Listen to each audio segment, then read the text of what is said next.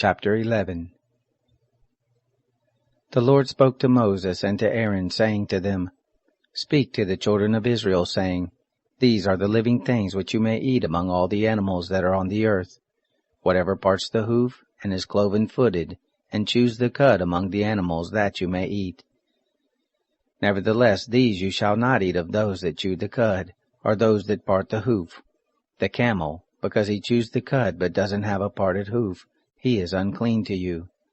The coney, because he chews the cud but doesn't have a parted hoof, he is unclean to you.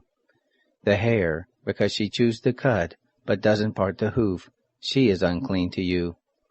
The pig, because he has a split hoof and is cloven-footed, but doesn't chew the cud, he is unclean to you.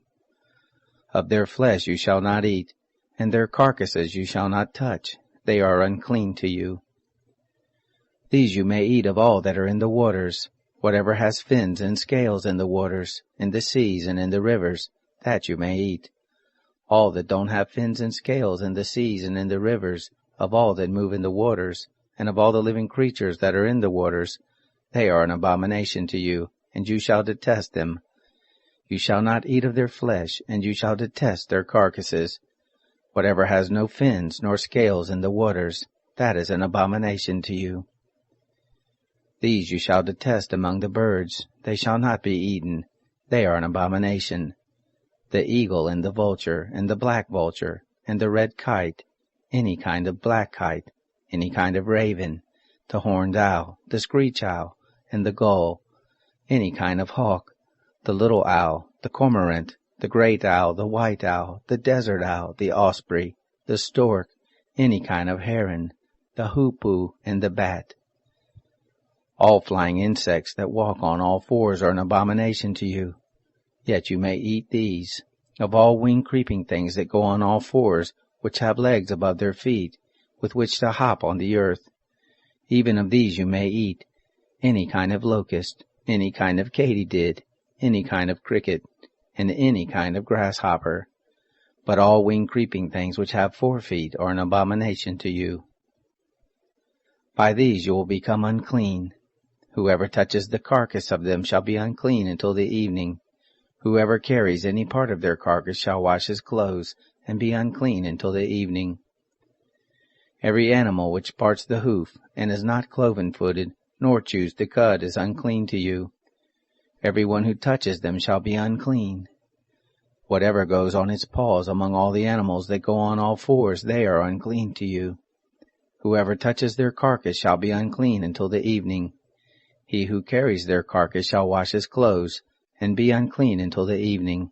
They are unclean to you. These are they which are unclean to you among the creeping things that creep on the earth: the weasel, the rat, any kind of great lizard, the gecko, and the monitor lizard, the wall lizard, the skink, and the chameleon. These are they which are unclean to you among all that creep. Whoever touches them when they are dead shall be unclean until the evening. On whatever any of them falls when they are dead, it shall be unclean, whether it is in any vessel of wood, or clothing, or skin, or sack, whatever vessel it is, with which any work is done, it must be put into water, and it shall be unclean until the evening, then it will be clean. Every earthen vessel into which any of them falls, all that is in it shall be unclean, and you shall break it.